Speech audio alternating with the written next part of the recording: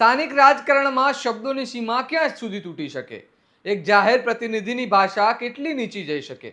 આ સવાલ આજે ફરી એક વખત ગંભીર રીતે ઊભા થયા છે, કારણ કે ગુજરાત પ્રદેશ કોંગ્રેસ સમિતિના પ્રવક્તા ડોક્ટર અમિત નાયક સાથે જોડાયેલો એક કથિત ઓડિયો વાયરલ થયો છે, જેમાં દલિત કાર્યકર સાથે થયેલી વાતચીતમાં અત્યંત અભદ્ર, અપમાનજનક અને દલિત સમાજ માટે પ્રતિબંધિત શબ્દો વપરાયા હોવાના આક્ષેપો થઈ રહ્યા છે.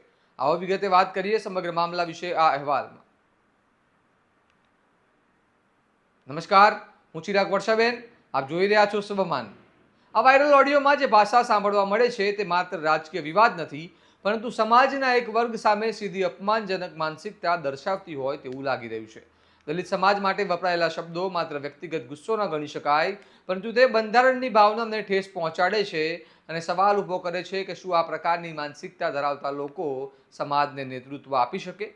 જો આ ઓડિયો સાચો સાબિત થાય તો આ મુદ્દો માત્ર રાજકીય ન રહે, પરંતુ કાયદાકીય રીતે પણ ગંભીર બની શકે છે, કારણ કે દલિત સમાજ સામે અપમાનજનક ભાષા વાપરવી કાયદા હેઠળ દંડનીય ગુનો બની શકે છે. અને એ કથિત ઓડિયો અમે તમને નથી સંભળાવી રહ્યા, કારણ કે એ કથિત ઓડિયો ખૂબ જ વાંધાજનક છે. આ મામલે કોંગ્રેસ તરફથી હજુ સુધી કોઈ સત્તાવાર સ્પષ્ટતા સામે આવી નથી, તેના કારણે શંકાઓ વધુ ગાઢ બની રહી છે.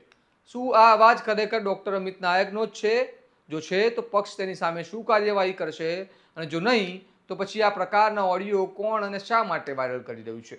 ચૂંટણીના સમયમાં આવી ઘટના સામે આવવી એ રાજકીય રીતે પણ મહત્વપૂર્ણ બની જાય છે, કારણ કે વિરોધી પક્ષો માટે આ એક મોટો મુદ્દો બની શકે છે અને મતદારોની માનસિકતા પર પણ તેની અસર પડી શકે છે. અંતમાં સવાલ એ છે કે શું જાહેર જીવનમાં રહેલા લોકો માટે ભાષાની કોઈ મર્યાદા હોવી જોઈએ કે નહીં? શું રાજકારણમાં વ્યક્તિગત વિવાદો આટલા નીચે જઈ શકે? અને શું સમાજ આવી ભાષા અને માનસિકતાને સ્વીકારશે? હવે નજર રહેશે કે આ મામલે આગળ શું પગલાં લેવાય છે અને સત્ય શું બહાર આવે છે. આ મામલે તમારું શું માનવું છે અમને કમેન્ટમાં જણાવો, અને આવા જ વિશ્લેષણાત્મક અહેવાલ માટે તમારા સ્વમાનને લાઇક, શેર અને સબસ્ક્રાઇબ કરવાનું ભૂલતા નહીં. નમસ્કાર.